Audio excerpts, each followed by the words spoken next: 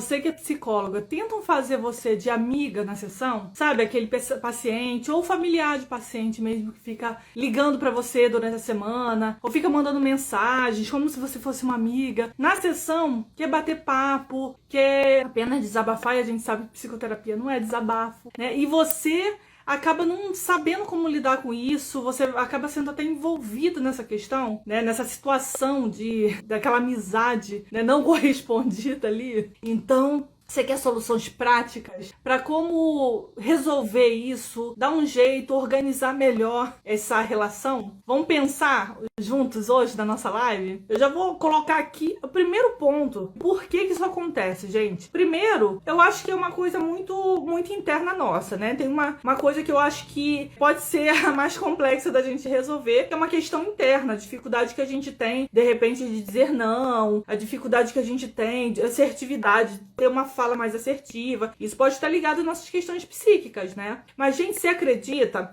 que tem um ponto que, se a gente acertar nesse ponto, até as nossas questões de assertividade melhoram? Porque claro que a gente tem questões psíquicas aí que a gente tem que reconhecer, que a gente tem que trabalhar, se a gente é muito passiva, se a gente é muito tímido, se a gente é muito, né, tem medo de dizer não pra alguém. Isso é uma questão de trabalho, né? Uma questão que a gente tem que entender na nossa própria terapia, né? Agora, gente, olha o segundo ponto. O segundo ponto é que quando a gente não consegue ser mais assertivo, tem duas questões aí. É uma questão mais profunda, que tem a ver com o nosso autoconhecimento, né? Então a gente pode ter um medo, uma timidez, um bloqueio, que a gente precisa entender, né, o que é. Mas às vezes, gente, não é isso, viu? Às vezes é simplesmente falta de entendimento da sua própria prática. Se eu não sei que direção tomar, eu não sei exatamente o que eu tô fazendo ali dentro, eu não sei exatamente para onde guiar o meu paciente dentro de um tratamento, né, para que ele possa se achar, se buscar, se entender. Se eu não sei quais são as técnicas, se eu não sei quais são as intervenções que eu tenho,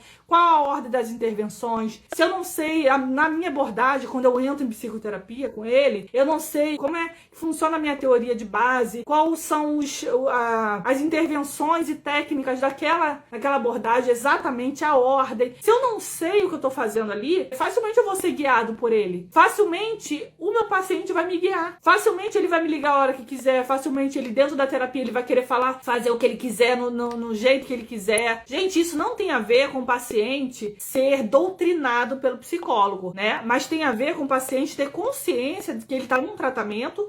E claro que existem regras no tratamento. Claro que existem, né? Existem regras de horário, existem regras de tempo, existem regras financeiras, existem regras de vínculo terapêutico, que é diferente de um vínculo de amizade. Amizade é uma troca. Então existem várias formas de se entender. Mas existem também ações práticas, né? Então, tipo assim, imagina que você tá numa psicoterapia da existência humanista. E aquela pessoa, ela quer que você trabalhe RPD com ela, ou quer que você trabalhe como um TCC trabalha, ou como um psicanalista trabalha, e ela não quer entender as coisas sobre a ótica da sua abordagem, né? E ela começa a trazer coisas pra você, ela começa a ligar pra você, te convidar pra festa, te convidar pra isso, pra aquilo, vem aqui na minha casa, né? Eu queria que meu namorado te conhecesse, mas tudo naquela questão de que não entendeu o que tá sendo feito ali, né? Então, quando a gente não entende, né? E muitas vezes, gente, a pessoa não entende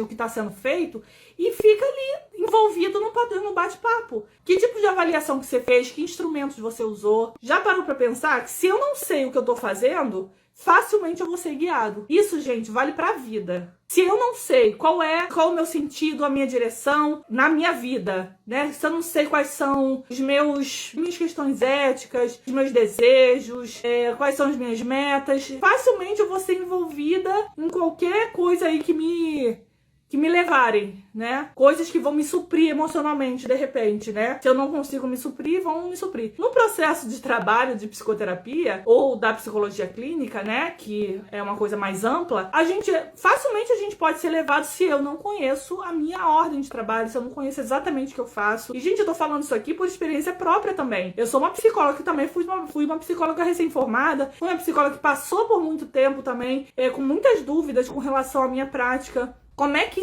se faz essas coisas? Será que eu tô conversando? Será que eu tô fazendo psicoterapia? Será que eu tô fazendo psicologia aqui?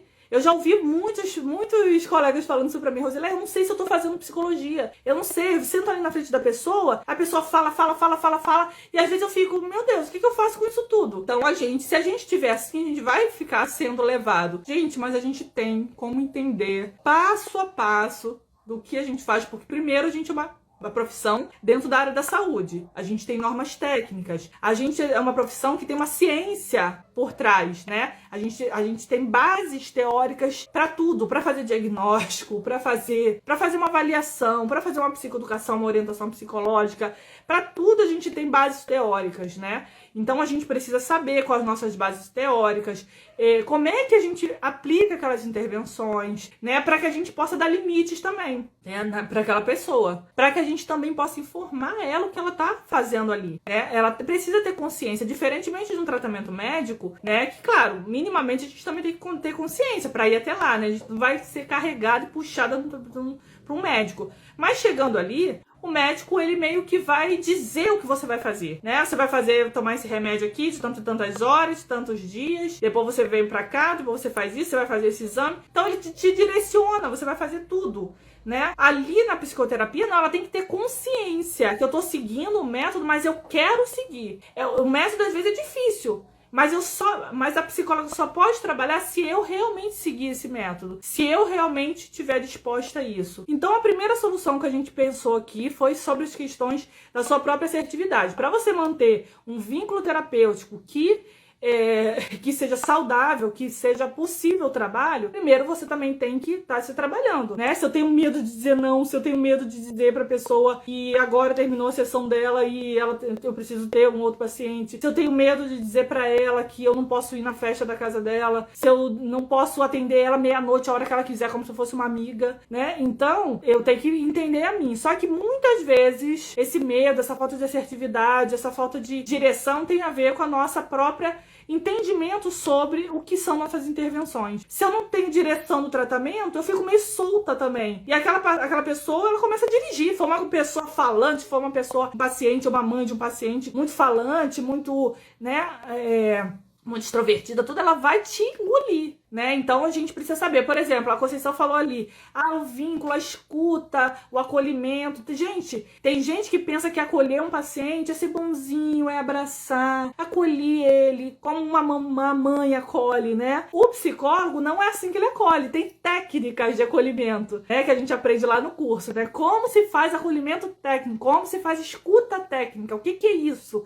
Né? Então a gente tem técnicas a seguir, né? Então se a gente não faz assim, a gente não tá fazendo acolhimento, a gente está fazendo acolhimento da mamãe, né? E não é isso que o psicólogo faz. Então aí há uma dificuldade da gente manter um vínculo profissional, porque a nossa técnica de acolhimento, de escuta, de repente está sendo da mamãe, não do psicólogo, né? Então, gente, olha, amanhã VIP Class, tá? A gente vai falar por que os pacientes desistem do tratamento e a gente vai ter algumas soluções práticas para que eles não desistam. Hoje aqui a gente falou sobre aqueles pacientes que querem fazer a gente de amigo ali, né? E existem duas coisas que a gente tem que observar e mudar. Uma delas são questões internas nossas, de não conseguir dizer não, né? E a segunda delas, que eu acho que é a mais prática e rápida da gente resolver, eu preciso entender a minha prática clínica, eu preciso saber, me aprofundar, eu preciso entender, né? Para que eu possa saber que direção tomar com esse paciente e ser mais assertivo, né? Porque às vezes a nossa falta de assertividade é pela nossa falta de direção. Eu não tenho direção, não sei pra onde ir, eu fico vou sendo levada pela maré,